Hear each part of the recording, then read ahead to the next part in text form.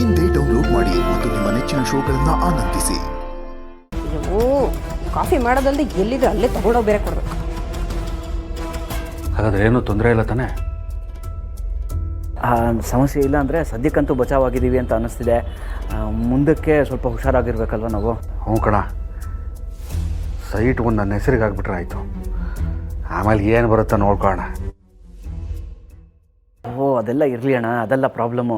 ನಾನು ಇವಾಗ ಸುಳ್ಳು ಹೇಳಿರೋದ್ರಿಂದ ಒಂದು ಪ್ರಾಬ್ಲಮ್ ಆಗಿದೆ. ಸಿಂಚನ ದುಡ್ಡು ನೋಡೋದಲ್ಲ, ಈ ದುಡ್ಡು ಯಾರು ಕೊಟ್ಟಿದ್ದು, ನಿನ್ನ ಫ್ರೆಂಡ್ನ ಕರ್ಕೊಂಬ, ನಾನು ಮಾತಾಡಿಸ್ತೀನಿ, ಅದೇನು ಸ್ಟಾರ್ಟಪ್ ಶುರು ಮಾಡ್ತೀರೋ ನಾನು ನೋಡ್ತೀನಿ ಅಂತ ಹೇಳ್ತಿದ್ದಾಳೆ. ನನಗೆ ಯಾರನ್ನ ಕರ್ಕೊಂಬರ್ಬೇಕು ಗೊತ್ತಾಗ್ತಿಲ್ಲ ಬ್ರೋ, ಸ್ವಲ್ಪ ಹೆಲ್ಪ್ ಮಾಡೋ ಪ್ಲೀಸ್. ಅದೇನು ದೊಡ್ಡ ವಿಷಯ ಅಲ್ಲ ಕಣ. ಆ ಟೈಮಿಗೆ ಯಾರು ಸಿಗ್ತಾರೋ ಏನೋ ಒಂದು ಮಾಡಿದ್ರೆ ಆಯಿತು. ಹಾಂ, ನೀನು ಟೆನ್ಷನ್ ಮಾಡ್ಕೊಬೇಡ. ಫೋನ್ ಇಡು.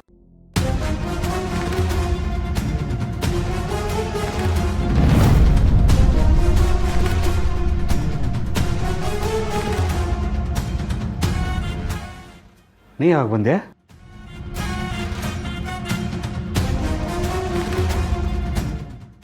ಯಾರ ಹತ್ರ ಮಾತಾಡ್ತಾ ಇದ್ರಿ? ಏನೋ ಗುಟ್ಟಾಗಿ ಮಾತಾಡ್ತಾ ಇದ್ದಾಗಿತ್ತು. ಅದು ಆಫೀಸಿಂದ ಫೋನ್ ಬಂದಿತ್ತು, ಅದಕ್ಕೆ ಮಾತಾಡ್ತಿದ್ದೆ. ಕಾಫಿ ಕೊಡು.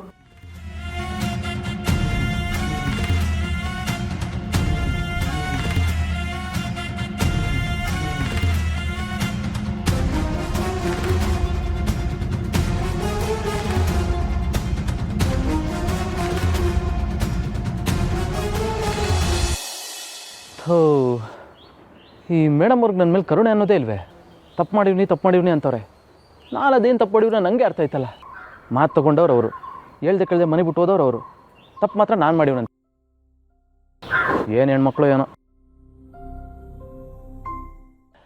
ದೇವ್ರೆ, ನೀನೇ ಒಂದು ದಾರಿ ತೋರ್ಸಪ್ಪ.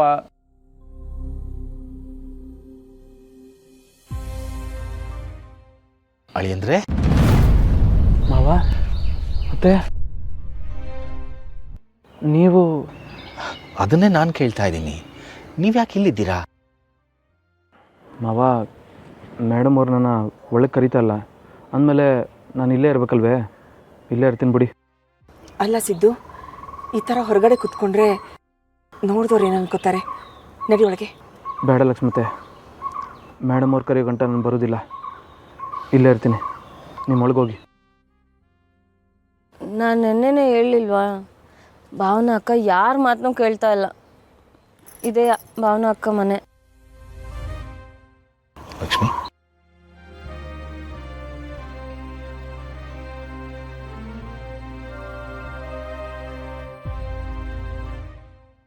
ಸಿತ್ತು ಅವ್ರಿಗೆ ಹೋಗು ಅಂತ ಹೇಗೆ ಹೇಳಿ? ಮನೇಲೂ ಇರೋಕ್ಕಾಗ್ತಿಲ್ಲ, ಕೆಲಸಕ್ಕೂ ಹೋಗೋಕ್ಕಾಗ್ತಿಲ್ಲ. ಛೇ,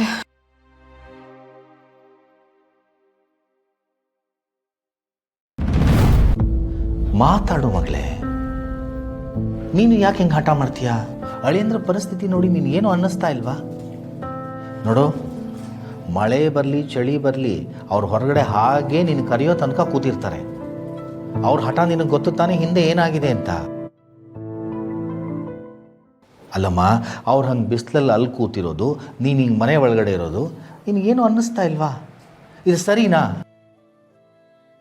ಭಾವನಾ, ಹೋಗು, ಅಳಿಯಂದನ್ನು ಕರ್ಕೊಂಬ. ಹೋಗಮ್ಮ, ಕರಿ. ಹೌದು ಭಾವನಾ, ಸಿದ್ದು ನಿನಗೋಸ್ಕರ ಎಷ್ಟು ಒದ್ದಾಡ್ತಾರೆ. ಅಲ್ಲ, ಅವ್ರು ಎಷ್ಟು ಪ್ರೀತಿಸ್ತಾರೆ ನಿನ್ನ ಅನ್ನೋದು ನಿನಗೂ ಚೆನ್ನಾಗಿ ಗೊತ್ತು. ಏನೋ ಕೆಟ್ಟಗಳಿಗೆ ಆಗಬಾರ್ದಾಗೋಯ್ತು. ಎಲ್ಲನೂ ಮರೆತು ನಿನ್ನ ಗಂಡನ ಹೋಗಿ ಕರ್ಕೊಂಡು ಬಾ. ಹೋಗಮ್ಮ. ಹೋಗು ಮಗಳೇ, ಹೋಗಮ್ಮ, ಹೋಗು. ನಗ್ನಗ್ತ ಕರಿಬೇಕು, ಹಂಗೆ ಮುಖ ಮಾಡ್ಕೋಬಾರ್ದು.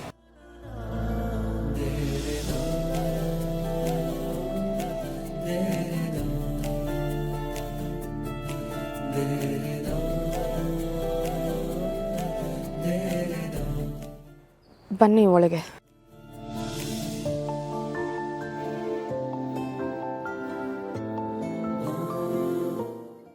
ನಿಮಗೆ ಹೇಳ್ತಿರೋದು, ಬನ್ನಿ.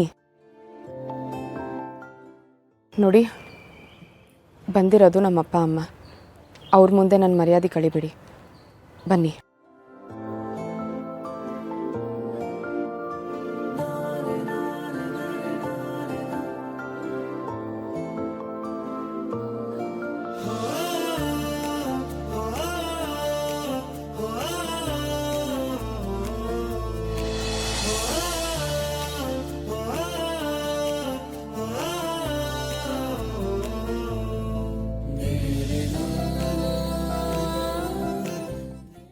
ಅತ್ತೆ ಮಾವ, ಇವತ್ತು ನೀವಿಬ್ಬರು ನನ್ನ ಪಾಲ್ಗೆ ದೇವ್ರು ಬಂದಂಗೆ ಬಂದ್ರಿ.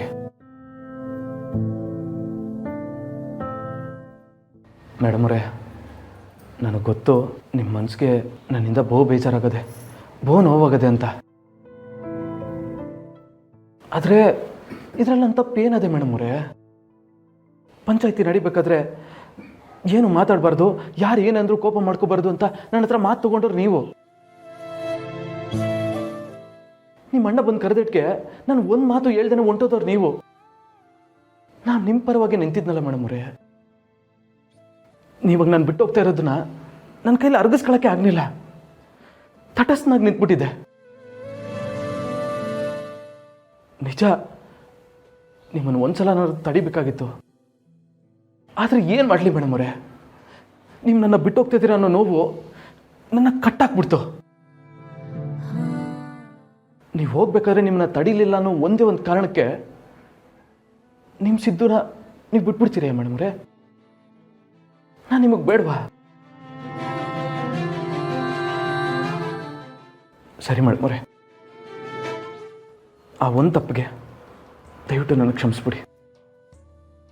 ಕ್ಷಮಿಸಿ ನಿಮ್ಮ ಜೊತೆ ಬದುಕೋದಕ್ಕೆ ಒಂದೇ ಒಂದು ಅವಕಾಶ ಮಾಡಿಕೊಡಿ. ಇನ್ಯಾವತ್ತೂ ಇಂಥ ತಪ್ಪಾಗ್ದಾಗ ನಾನು ನೋಡ್ಕೋತೀನಿ.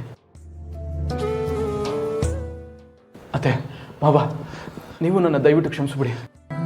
ನಿಮ್ಮ ಮಗಳನ್ನ ಪ್ರೀತಿ ಮದುವೆ ಆಗಿ ಅವರು ಬರೀ ನೋವು ಕೊಡೋದೇ ಆಗೋಯ್ತು. ಜೀವನ ಪೂರ್ತಿ ಕಣ್ಣೀರಲ್ಲೇ ಕೈ ತೊಳೆಯ ಮಾಡಿಬಿಟ್ಟೆ. ದಯವಿಟ್ಟು ನನ್ನ ಕ್ಷಮಿಸ್ಬಿಡಿ ಮಾವ. ಅಳಿಯಂದ್ರೆ ಎಂಥ ಮಾತಂತ ಆಡ್ತಾ ಇದ್ದೀರಾ? ನೋಡಿ, ಗಂಡ ಹೆಂಡತಿ ನಡುವೆ ಇಂಥ ಸಣ್ಣ ಪುಟ್ಟದೆಲ್ಲ ಬಂದೇ ಬರುತ್ತೆ. ಹೊಂದಾಣಿಕೆ ಮಾಡಿಕೊಂಡು ಮುಂದಕ್ಕೆ ಹೋಗಬೇಕು, ಅದೇ ಜೀವನ. ನೀವು ಕ್ಷಮೆ ಎಲ್ಲ ಕೇಳೋ ಅಗತ್ಯ ಇಲ್ಲ.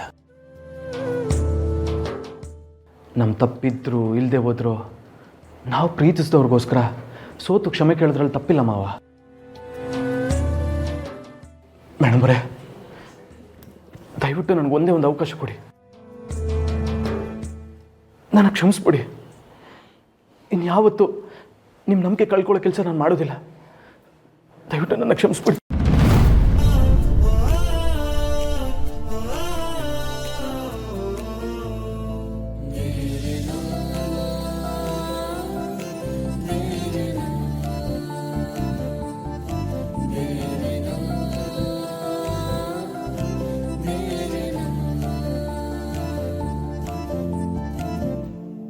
लक्ष्मी निवासा